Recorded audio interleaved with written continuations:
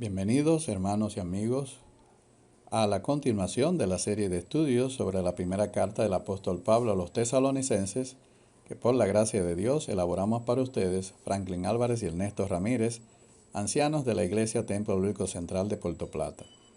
En esta entrega número 36, continuamos en el capítulo 4, viendo los aspectos prácticos de lo que es ese caminar en santidad, y en esta oportunidad entramos a un nuevo segmento en nuestro análisis que podremos titular, al igual que el bosquejo de William MacDonald, La vida que habla a los de afuera, versículos 11 y 12.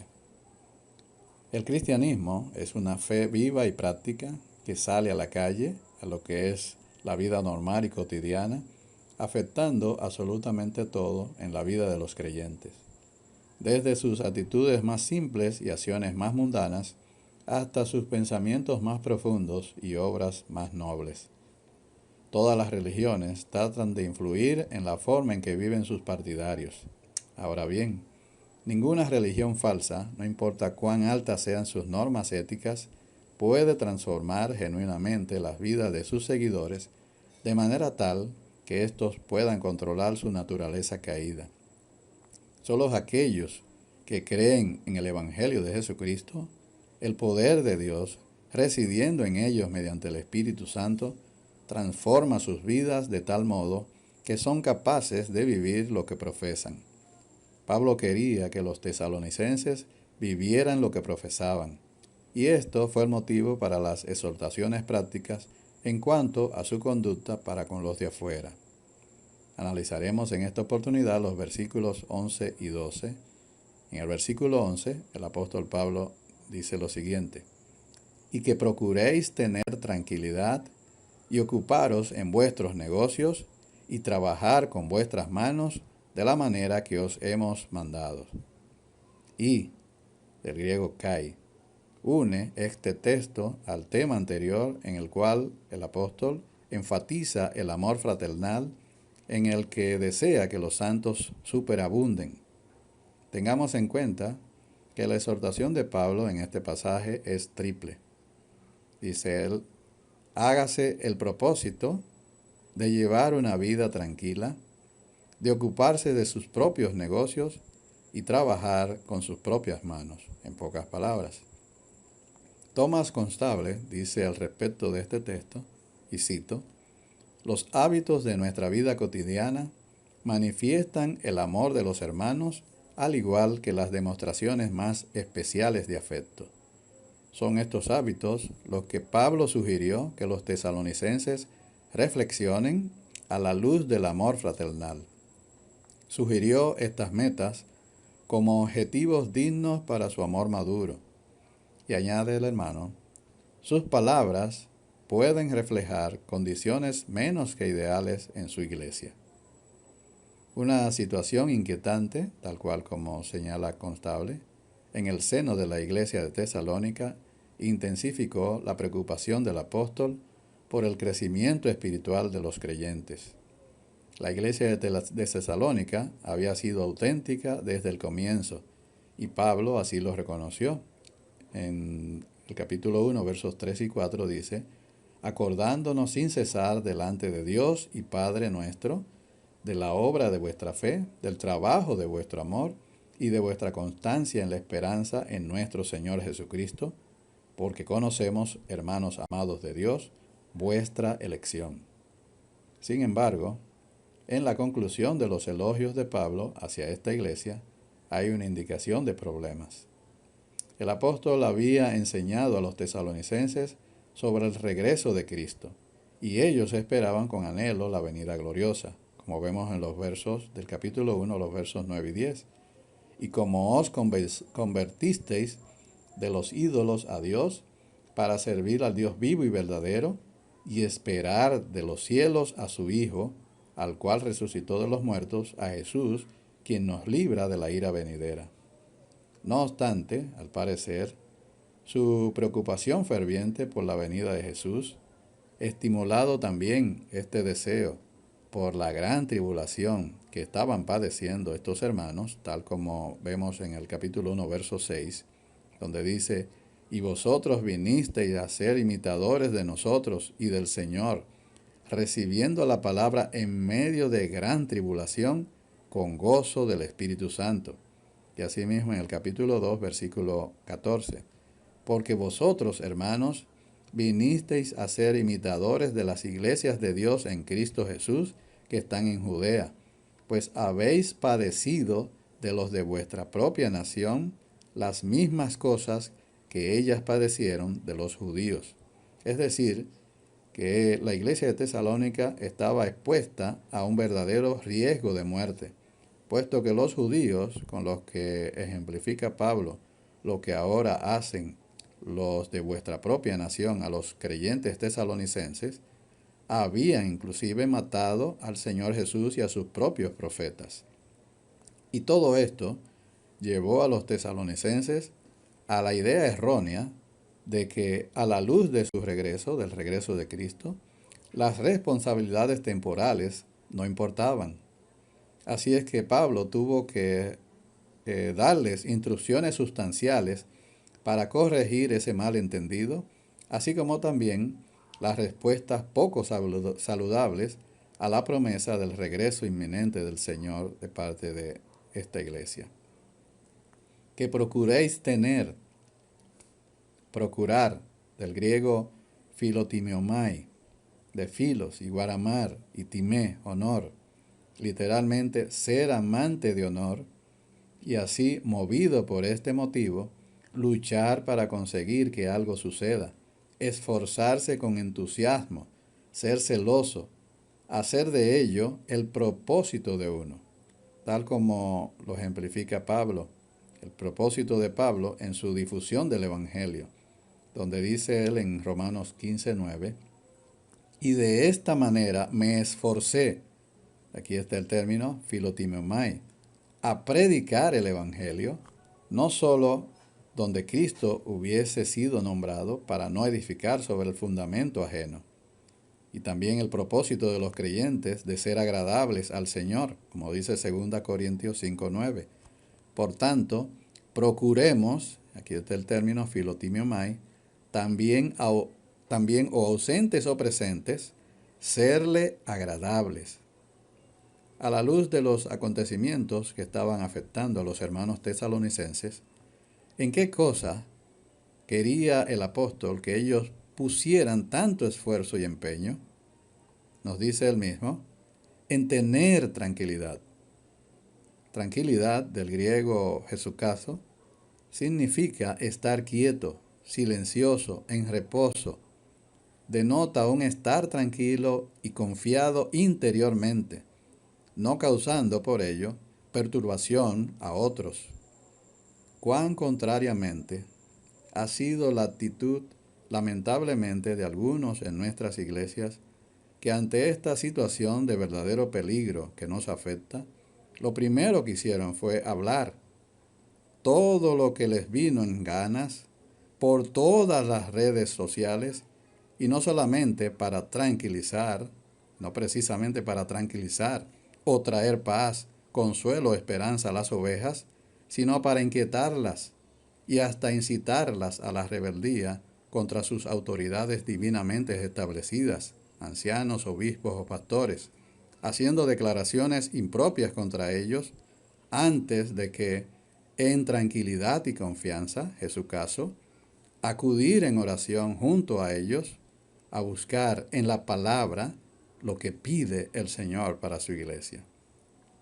Tener tranquilidad, en su caso, es una virtud que solo pueden adquirir aquellos que oyen con la disposición para obedecer la palabra de Dios. Nos dice Proverbios 1:33, mas el que me oyere habitará confiadamente y vivirá tranquilo sin temor del mal. Y nos dice Pedro que constituye un adorno imperecedero que debemos filotimiomai, es decir, esforzarnos por conseguir todos los creyentes, hombres y mujeres. Y hablando Pedro a la mujer, dice precisamente en 1 Pedro 3, versículos 3 y 4, vuestro atavío no sea el exterior, de trenzado de cabellos y atavíos de oro, o de uso de vestidos lujosos, sino el del corazón, es decir, la persona interior, con el adorno imperecedero de un espíritu afable y apacible, aquí está el término Jesucaso, el cual es muy precioso delante de Dios. Es decir, que es un adorno imperecedero, muy precioso delante de Dios. Mas, sin embargo, en este tiempo de posmodernidad, donde todo debe ser breve y rápido, Jesucaso es visto como una debilidad. El tratar de buscar en tranquilidad lo que la palabra manda para dirigir correctamente a la grey del Señor, trajo como consecuencias el que los ancianos que lo intentamos fuésemos denostados y prácticamente sacados de circulación, porque lo que necesitaba el momento, según algunos, eran decisiones rápidas, sin medir lo que así actuaron, el alto riesgo de estar conduciendo al rebaño hacia el error. ¿Quién puede dar como correcta, a la luz de la palabra de Dios, todas estas variaciones en lo que es la reunión y la forma de adoración de la iglesia del Señor? Se puede hablar de verdadero culto de comunión, tal como lo ordenó y diseñó el Señor, con la iglesia reunida ahora en forma virtual. ¿Puede determinar su validez alguna autoridad de la iglesia en particular o la ley de la mayoría, es decir, lo que hace todo el mundo? Dios fue muy puntual con Moisés respecto al diseño del tabernáculo y de todo su mobiliario y utensilios interior, de ese lugar especial donde Dios se manifestaría a su pueblo en el desierto. Dice en Éxodo 25, 8 y 9, y harán un santuario para mí, y habitaré en medio de ellos, conforme a todo lo que yo te muestre, el diseño del tabernáculo y el diseño de sus utensilios, así lo haréis. Eso mismo se repite prácticamente en Éxodo 26, 30, 39, 42, 39, 43, números 8, 4. Así también lo fue puntual en lo que fue el diseño del templo que dio a David y que luego construyó Salomón, y donde su presencia estaría en medio de su pueblo. Lo vemos en 1 Crónicas 28, 11, 28, 19. Y al igual que el tabernáculo en el desierto y el templo de Salomón en Jerusalén, la iglesia, el lugar donde Dios mora en este tiempo, es su diseño. Y si bien la iglesia no es la estructura de bloc, de piedra o de madera que se usa como local para reunirse, sí es una estructura física viva, conformada por los creyentes reunidos físicamente en un lugar y un momento específico para adorarle, mediante los actos aprobados por Él, la predicación, la oración, la alabanza, los oficios bíblicos diseñados por Él, ancianos y diáconos, los sacramentos que los representan a Él, bautismo, la cena del Señor, y el ejercicio de la disciplina para el orden en su casa autorizado por Él. ¿Cómo podemos pensar que podemos hacer todo esto virtualmente? Por lo tanto, cuidado, hermanos, con pensar que podemos variar alegremente algo en el diseño de su iglesia sin sufrir las consecuencias.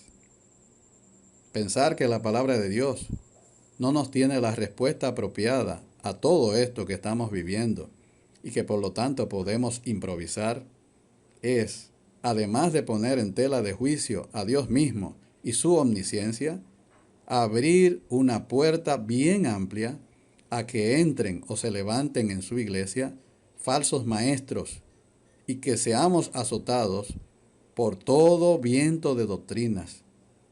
Y peor hacemos si en vez de orar, defender y apoyar a la protección que representa el cuerpo de ancianos que el Espíritu Santo ha puesto al cuidado de la iglesia del Señor, lo atacamos, denostamos y buscamos todas las formas de desautorizarlos.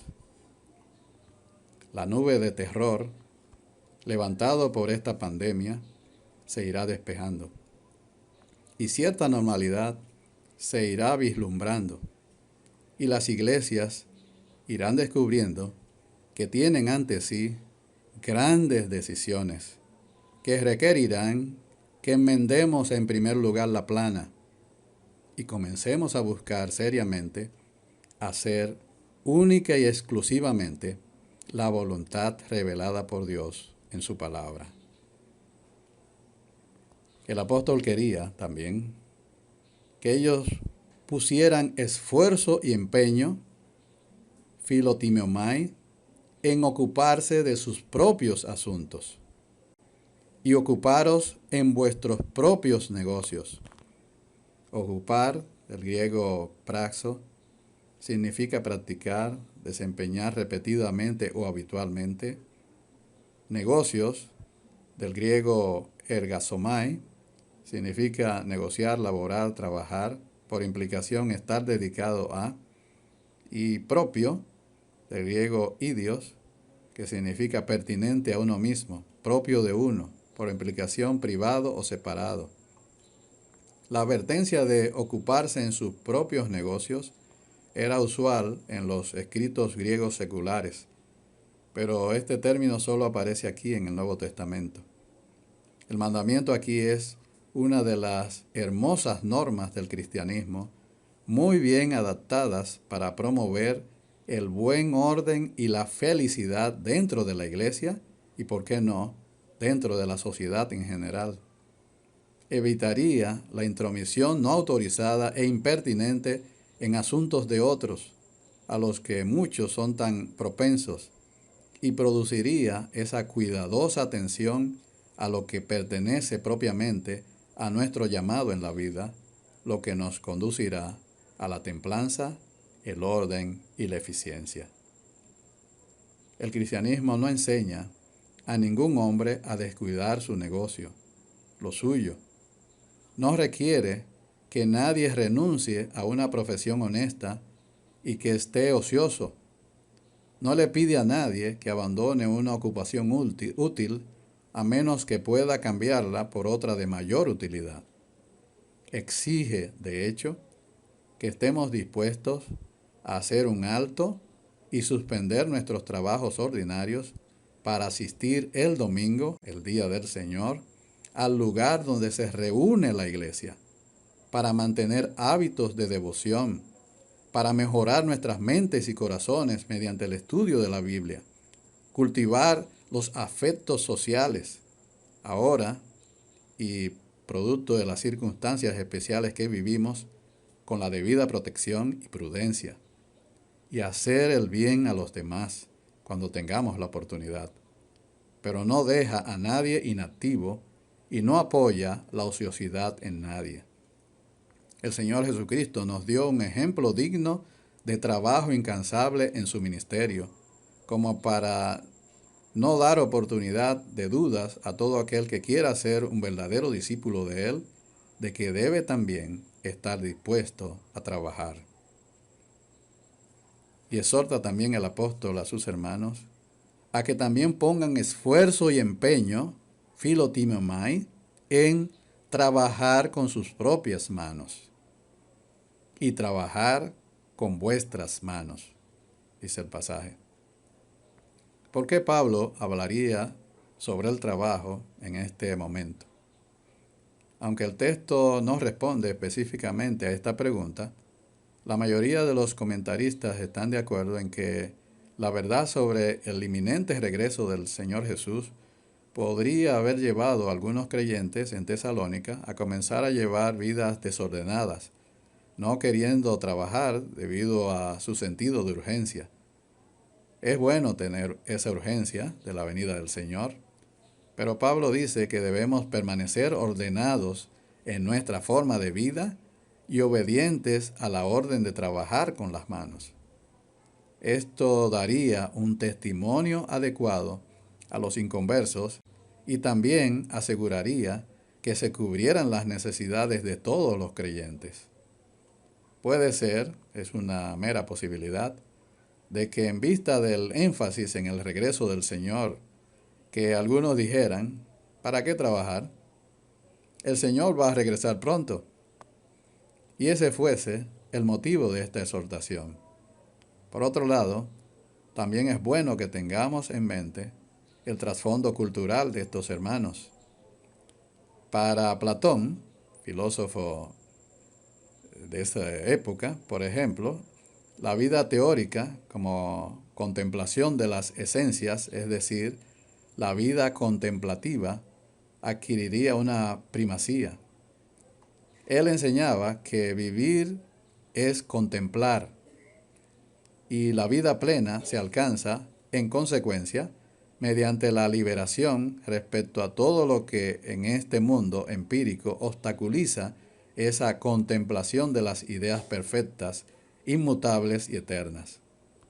Por lo tanto, despreciaba el trabajo físico, ya que se hallaba en un estrecho contacto con la materia. Aristóteles no tenía un concepto diferente. Para él, un Estado dotado de una constitución ideal no puede tolerar que sus ciudadanos se dediquen a la vida del obrero mecánico o del tendero, que es innoble y enemiga de la virtud. Tampoco puede verlos entregados a la agricultura. El ocio es una necesidad a la vez para adquirir la virtud y realizar actividades políticas. Vemos pues que Aristóteles comparte el desprecio de Platón por toda actividad práctica material, entendida como transformación de las cosas materiales mediante el trabajo humano. Los judíos, por su parte, defendieron la dignidad de todas las formas de trabajo y consideraron que éste era obligatorio y a todos los niños judíos, inclusive aquellos de familias ricas, se les enseñaba un oficio. Los rabinos judíos también trabajaban en el comercio para ganarse la vida. Recordemos que Jesús trabajaba como carpintero. El cristianismo avanzó el pensamiento del judaísmo y elevó el trabajo a una ocupación sagrada, como se ve en la exhortación de Pablo a los santos en Colosenses 3:17 dice, y todo lo que hacéis, sea de palabra o de hecho, hacedlo todo en el nombre del Señor Jesús, dando gracias a Dios Padre por medio de él. John Eddie, teólogo y crítico bíblico del siglo XIX, comentando este texto dice, la idea del apóstol es que si bien se hacen formalmente algunas cosas en el nombre de Jesús, todo debe realizarse realmente en su nombre. En toda palabra y conducta, vuestros labios y vuestras vidas, Pablo está diciendo, hacedlo como si estuvieran en la presencia y el poder de Jesús y la gloria de su Padre que está en los cielos.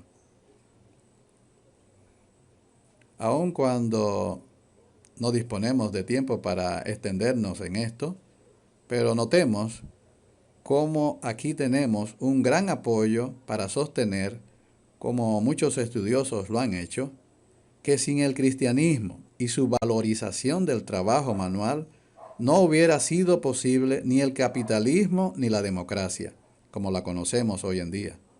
Y con ello también dar una respuesta contundente a aquellos que afirman que los que creemos en la venida inminente del Señor despreciamos el trabajo y descuidamos los asuntos terrenales. Y concluye el apóstol en el versículo 12, a fin de que os conduzcáis honradamente para con los de afuera y no tengáis necesidad de nada. A fin de que os conduzcáis honradamente. A fin, el griego gina, que denota el propósito o resultado del encargo anterior del apóstol sobre trabajar con vuestras manos. Os conduzcáis, del griego peripateo, figurativamente significa todo un conjunto de actividades de la vida individual, ya sean de ordenanzas religiosas como de la conducta moral, y honradamente, del griego eusgemono, bueno, esquema, forma, figura, que significa con gracia, apropiadamente, de una manera propia. Es decir, que el propósito del apóstol con estas exhortaciones prácticas es mostrarles a sus hermanos cómo deben comportarse con decoro, decentemente y de manera adecuada hacia los no creyentes. Los cristianos no solo tienen la obligación de amarse a unos a otros, sino también ser de buen testimonio ante las gentes del mundo. En el contexto actual, lo hacen llevando una vida tranquila, confiada y sin sobresaltos, ocupadas en sus propios asuntos y trabajando duro, lo que hace una función evangelística. Cuando los cristianos trabajan y viven con integridad, sus vidas son como cartas abiertas que proclaman el Evangelio. Escribiendo a los Corintios, Pablo en 2 Corintios 3:2 dice: nuestras cartas sois vosotros, escritas en nuestros corazones, conocidas y leídas por todos los hombres. A veces llegamos a creer que predicar el Evangelio se limita a la exposición pública de la palabra, que es de suma importancia, pero no nos damos cuenta que el buen comportamiento es una parte muy importante de nuestro evangelismo. Y sigue diciendo el apóstol: y no tengáis necesidad de nada. La autosuficiencia era un ideal griego que, por supuesto, era uno de los principios básicos de los filósofos estoicos. Para los cristianos, el tener un empleo remunerado era manifestar una conducta que sería atractiva para los no creyentes.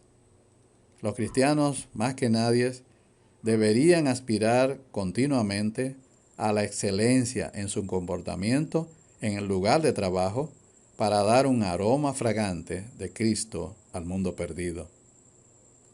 Como siempre, hermanos, el tiempo nos ha parecido muy corto. La palabra de Dios es inagotable, pero nuestras vidas son breves. Siga orando por nosotros y mañana, Dios mediante, continuaremos con este interesante estudio. Que el Señor les bendiga.